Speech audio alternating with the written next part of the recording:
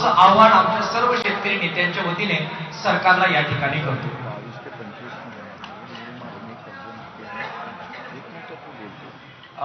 म्हणून दादा जरांगे पाटलांना मी विनंती करेल की त्यांनी आपल्या सर्वांना संबोधित करावं.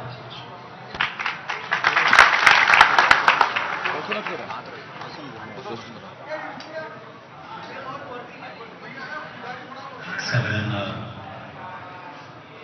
नमस्कार, सगळ्यांना जय किसान. मी इथं आलोय शेतकऱ्याचा पुत्र, शेतकऱ्याचा मुलगा म्हणून. मी कधी माझी बाजू लपून ठेवत नाही. ते मागचे कोण गोडगोड करते त्याला बाहेर हाकून देण्यात होत असत. तुमच्या ह्या असल्या चुकीमुळं काय होतं ते सुद्धा कालचं सांगतो मी तुम्हाला. त्यांना पहिलं बाहेर काढा, नाही तर गप्पा सोडा. काल बच्ची भाऊ ज्यावेळेस सांगत होते, तुम्ही शांत न ऐकल्यामुळं तुमच्यातलं आणि नेतृत्वातला काय दुरावा होतो शब्दाचा हे तुमच्या लक्षात नाही. आंदोलन कोणत्या वळणावरती आहे, नेतृत्व करणारे तुम्हाला काय सांगायला येत, तुमच्या ह्या आरड्यामुळं गोंधळामुळं तुम्हाला कळत नाहीये भूमिका काय घ्यायची. तुमच्या गोंधळामुळं तुम्ही ऐकलं नाही. कारण आम्ही काल ते बघितलं, बच्चे भाऊ सांगत होते अर्ध्या लोकांना मिळत लागत नव्हता काय चाललंय. कारण तुम्ही तुमच्या त्याच्यात दंग होता. एखादी मोठी लढाई जिंकायची, आपण किती संयमानं शांततेनं काय शब्द केले, त्या शब्दाचे काय प्रयोग आहेत, त्याचे किती अर्थ होते, आपल्याला कसं आंदोलन पुढे चालवायचं हे जिंकायचं कसं. कारण मूळ गाभा आंदोलक असतो. कुठल्याही आंदोलनाचा मूळ गाभा आंदोलक असतो. आणि ज्यावेळेस इकडून एखादा शब्द जातो त्यावेळेस त्यांनी जर तिकडं तो समजून घेतला तर आपल्याला भूमिका कळते. उदाहरण म्हणून सांगतो, याला जोडू नका इकडं तिकडं. मुंबईत आम्ही लाखानं गेलो, पोरं शांत ऐकत होते काय विषय, पुढं काय करायचं ठरलंय, आत्ता काय करायचं ठरलंय आणि संध्याकाळी काय सांगणार आहे. नंतर त्या वेळेत ते कुकड जात होते, त्यांना माहित तुम्ही पण बघितलं. त्यामुळे आंदोलनाचा मेन गाभा आंदोलन असतं हे कोणी विसरू नका. नसता नेतृत्वाचा काही उपयोग होत नाही. त्याची तळमळ, त्यांनी केलेले कष्ट वाया जाते. आपण जे दृष्टिकोन घेऊन राज्यातून तुम्ही इथपर्यंत आला ते साध्य झालं पाहिजे. त्याच्यासाठी व्यवस्थित चित ठेवून लक्ष ठेवून आपण ऐकलं पाहिजे. काय काय येतंय, माहिती काय काय.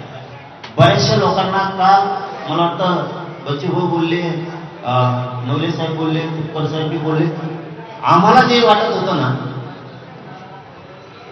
त्याच्यात त्या 25% लोकांना सुद्धा कळलं नाही काय म्हणून. कशी दिशा ठरवायची बाबा. तुम्ही 500 किलोमीटरहून इथपर्यंत एखाद्या मागणी मान्य करण्यासाठी आला, तुम्ही जर लक्षच नाही दिलं तर ते कसं होणार. इथून पुढच्या काळात तरी शांतता, संयम ठेवा आणि काय दिशा आहे याच्यावरती लक्ष ठेवायचं. विषय असा आहे, मी शेतकरी म्हणून इथं आलो आणि माझं मूळ येण्याचं कारण सांगतो. मी आजारी, मला चालता मिठा आणखी लय त्रास. मी काल ते 6:30 वाजता बघितलं, डाव टाकला. म्हणलं आपण घरात नाही जाऊ. मी तुपकर साहेबांना फोन केला आणि त्यांना सांगितलं की बाबा मी गोळ्या औषध घेऊन निघतोय. 7 वाजता मी पहिला फोन बच्ची भाऊला केला असेल निघतोय म्हणून. कारण ते दम निघत नव्हता, कारण त्याच्यातून आम्ही आलो. आता टप्पा कसा असला पाहिजे आणि आता आंदोलनाची भूमिका काय असली पाहिजे. टाकलेलं सरकारचं षडयंत्र, डाव कसा मोडायचा किंवा प्रत्येक डावांनाच मोडावं लागेल तरच आपण यशस्वी होऊ. आपण मात्र आता नागपूरकडे निघलं पाहिजे म्हणून आम्ही आलो. आम्हाला तुमचं मुंबईचं ठरलेलं माहीत नाही, बैठक ठरली का काय याचा आम्ही नाही आणि त्याच्यात मी पडणार पण. कारण आंदोलन करण्याची वेगळी वेगळी पद्धत असते.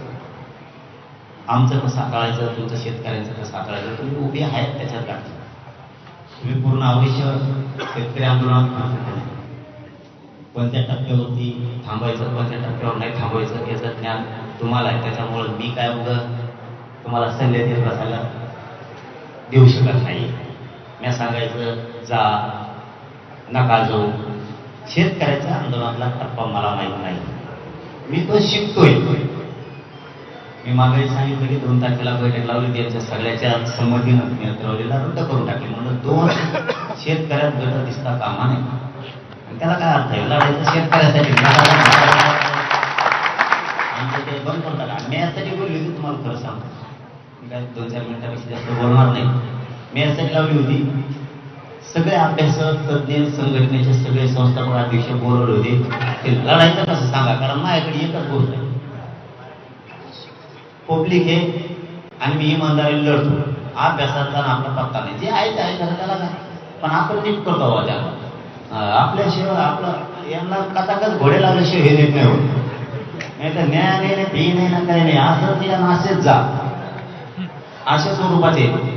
त्यामुळं यांच्याकडून समजून घेऊन एक बाजू यांच्याकडे द्यायची, दुसरी ग्राउंड लेवल आपण सांभाळू असं ते होतं. पण ते रद्द करून टाकलं, तो विषय संपला. कालचा विषय खूप वाईट वाटला, कारण पहिल्याच दिवशी जर सरकार हे डाव टाकते, मला आपण 100% साथ दिली पाहिजे म्हणून इथपर्यंत आलो. बाकीचा काय उद्देश नाही, उद्देश वाटू द्या, तिकडे काय वाटू द्या. आम्ही हाईत म्हणल्या हाईत, अंगचे बोलत चांगला माहिती आहे, हाईत म्हणल्या हायतच ना. पण आता ते मुंबई फिंबईचं काय मी सांगत नाही. ते मला आता बोलता म्हणले तुम्ही चला मुंबईला, हे आपण असतात त्यांच्या तिकडे, त्यांच्याकडे काय, त्यांना रोग आला तिकडे, त्यांचे